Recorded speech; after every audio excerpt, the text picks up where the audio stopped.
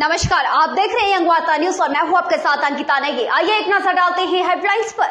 हिमाचल में लगेगी नई कोरोना की बंदिशें। जनवरी माह के आखिर में तीसरी लहर के पीक पर संभावनाएं। 26 जनवरी पर आयोजित होने वाली परेड में बिना वैक्सीनेशन भाग लेंगे स्कूली बच्चे। हिमाचल प्रदेश में बंदिशों की नहीं है जरूरत, बल्कि सतर्कता बरतने की है आवश्यकता।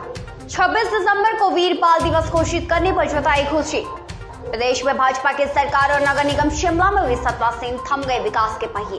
एनएचएम कर्मचारी महासंघ ने सरकार के खिलाफ मोर्चा खोला। हिमाचल प्रदेश में कोरोना के मामले लगातार तेजी से बढ़ रहे हैं। हर दिन मामले रिकॉर्ड तोड़ रहे हैं, जिसके चलते सरकार ने कुछ बंदिशें भी लगाई हैं। बावजूद इसके मामले कम होने का नाम नहीं ले रहे हैं। ऐसे में अब अनुमान ये भी है कि जनवरी के आखिर में कोरोना पीक पर भी हो सकता है, जिससे हिमाचल में कई नई बंदिशें लग सकती हैं। स्टैंडर्ड ऑपरेटिंग प्रोसीजर है, उसमें कोई परिवर्तन नहीं है। ये वायरस की म्यूटेशंस हैं जिनकी अलग अलग प्रॉपर्टीज हैं।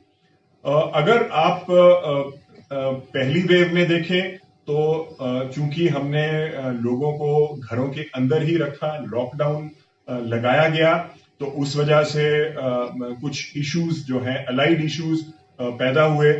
दूसरी स्टेज को अगर हम देखें तो हमें ये पता चलेगा कि ऑक्सीजन एक बहुत महत्वपूर्ण आवश्यकता आ गई थी।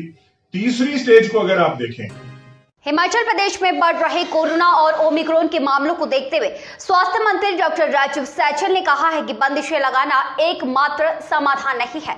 कोरोना से बचाव के लिए केंद्र सरकार द्वारा जारी दिशा निर्देशों का पालन करना ही बचाव है। 24 दिसंबर को बाल वीर दिवस घोषित होने के निर्णय को भाजपा ने स्वागत किया है। वीर दिवस कार्यक्रम के सह प्रभारी जसविंदर सिंह ने कहा है कि सिख धर्म के 4 साहिबजादों के अन्याय और देशभक्ति के लिए दिए गए बलिदान को बाल दिवस के रूप में सम्मान दिया गया है। और इस उपलक्ष्य पे जैसे कि आप जानते ही हैं, साहिबजादों को शहादत बड़े टाइम से सिख संगत की भी डिमांड थी। हमने भी इसके लिए मेमोरेंडम राष्ट्रपति जी को भेजा था गवर्नर साहब के थ्रू कि इस दिन के बाल दिवस के रूप में मनाया जाए साहिबजादों की शहादत को। तो वो प्रधानमंत्री जी ने अनाउंस करके उनका बहुत बढ़िया किया और हमारे दिल को किस तरह के एसडीएम पांटा विवेक महाजन की अध्यक्षता में गणतंत्र दिवस समारोह के प्रबंधों को लेकर बैठक आयोजित हुई। इस दौरान विभिन्न विभागों के अधिकारियों, स्कूलों के प्रधानाचार्य, अध्यापकों और स्थानीय गणमान्य व्यक्तियों से खास चर्चा की गई। पांटा साहिब में गणतंत्र दिवस के अवसर पर आयोजित समारोह को यादगार और आकर्षित बनाने के लिए अधिकारियों को निर्देश भी दिए गए हैं। कॉन्स्टिट्यूशन हमारा फॉर्म हुआ था, सो उसकी एक नेशनल इम्पोर्टेंस है। तो हमने सोचा कि कोविड प्रोटोकॉल को फॉलो करते हुए जो बेस्ट पॉसिबल हो सकेगा वो हम सेलिब्रेशन उस दिन करेंगे। और ये ध्यान रखा जाएगा कि कोविड प्रोटोकॉल का पूरा ध्यान रखते हुए जो है वो सेलिब्रेशंस की जाएंगी। बहुत ऊंचे स्तर पे नहीं, but at least celebrations will be there, जिसमें कि आज मीटिंग बुलाई गई थी, डिफरेंट स्कूल्स को बुलाया गया था और मंडल, व्यापार मंडल और एनसीसी, एनएसएस के जो टीचर्स हैं। जल्द लौटेंगे एक छोटे से ब्रेक के बाद। Welcome to Himalayan Group of Professional Institutions located in Kala Aam, District Sirmaur, Himachal Pradesh.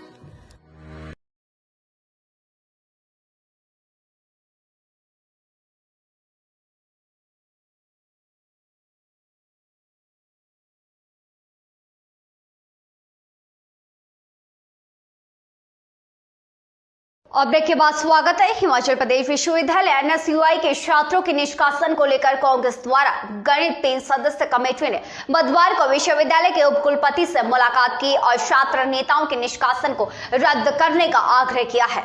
आज हम कुलपति महोदय के पास आए थे क्योंकि छात्रों का जो भविष्य है वो कहीं ना कहीं अधगर पे जा रहा है। तो हमने ये रिक्वेस्ट की है कि भविष्य को देखते हुए और एक यूनिवर्सिटी की अगर हम पिछला इतिहास भी देखें तो कहीं ना कहीं आवश्यक है कि छात्रों का जो निष्कासन है वो वापस किया जाए। तो इसी कंटेक्स्ट में आज हमने कुलपति महोदय से मिले हैं। साथ में लाइब्रेरी की जहाँ तक खोलने की बात है, क्योंकि सेंट्रल यूनिवर्सिटी में ऑलरेडी नोटिफिकेशन हो चुकी है जहाँ पर 50% ऑफ द कैपेसिटी के साथ यूनिवर्सिटी की लाइब्रेरी जो है वो खोली गई है। तो हमने डिमांड की है कि यूनिवर्सिटी HP यूनिवर्सिटी में भी यहाँ पर ये देखा जाए कि किस प्रकार से यूनिवर्सिटीज़ चलाई जा सके, और साथ ही साथ जो हमारे स्नो बाउंड एरियाज और ट्राइबल एरिया के जो स्टूडेंट्स यहाँ पर लाइब्रेरी जो NHM अनुबंध कर्मचारी महासंघ ने सरकार के खिलाफ मोर्चा खोल दिया है। संघ का ये कहना है कि उन्हें विभिन्न पदों पर सेवाएं देते हुए 23 वर्ष से अधिक का समय हो गया है, लेकिन उन्हें सरकार की तरफ से किसी भी प्रकार का कोई लाभ नहीं दिया जा रहा है। सचिव से भी मिला मैंने डायरेक्टर साहब से भी मुलाकात की, राज्यपाल साहब से भी हमने फैक्स के माध्यम से जानकारी दी है कि अगर 25 जनवरी तक हमारे पक्ष में सरकार फैसला ले लेती है तो बहुत ही स्वागत योग्य बात होगी, ऐतिहासिक बात होगी, क्योंकि आज तक के इतिहास में स्टेट में अभी तक कोई भी पॉलिसी का कदम तक ना बढ़ाया किसी भी सरकार ने। अगर वो फेलियर होता है 25 तक ये सब। नाहन में आयोजित होने वाले जिला स्तरीय गणतंत्र दिवस समारोह को लेकर इन दिनों तैयारियां जोर शोरों पर है। जहां चौगान मैदान नाहन को संवारा जा रहा है तो वहीं ऐतिहासिक इमारतों व धरोहरों को भी संजोया जा रहा है। गणतंत्र दिवस की परेड में शामिल होने वाले NCC व स्काउट एंड गाइड के बच्चे भी अभ्यास में लगे हुए हैं। लेकिन अभी हमें ये भी चिंता है कि बच्चों के छोटे बच्चे हैं और उनका वैक्सीनेशन भी नहीं हो रखा है, तो अब इसकी कोई ना किसी को तो रिस्पॉन्सिबिलिटी लेनी पड़ेगी अगर पेरेंट्स ने कोई कल को ऑब्जेक्शन किया। दूसरा ये है कि हम अभी यही वेट कर रहे हैं कि जैसे अभी ऊपर से आदेश होंगे हम उन्हीं का वेट कर रहे हैं कि अगर वो बोलेंगे कि हाँ इनको परेड में शामिल करना है। भारत की कम्युनिस्ट पार्टी का यह मानना है कि प्रदेश में जब से भाजपा की सरकार और नगर निगम शिमला में सत्तासीन हुई है, शिमला शहर के विकास पर ग्रहण लग गया है, विकास का पहिया थम सा गया है। पार्टी सरकार और नगर निगम के इस भेदभाव और लचर कार्यप्रणाली की कड़ी निंदा करती है। निगम व प्रदेश के जो शहरी विकास मंत्री व शिमला शहर के विधायक भी हैं, उनकी भेदभावपूर्ण जो कार्यशैली है वो जो है स्पष्ट होती है। और जिस प्रकार से आज शिमला शहर का विकास जो है वो सरकार व नगर निगम के द्वारा किया जा रहा है, वो केवल मात्र जो है सरकार के चेते ठेकेदारों व चंद जो भाजपा के लोग हैं उनके फायदे को ध्यान में रखकर ही जो है शिमला शहर का विकास किया। देश व प्रदेश की तमाम बड़ी खबरों के लिए यंगवार्ता न्यूज की www.yangwarta.com वेबसाइट पर विजिट करें। आज के लिए फिलहाल इतना ही।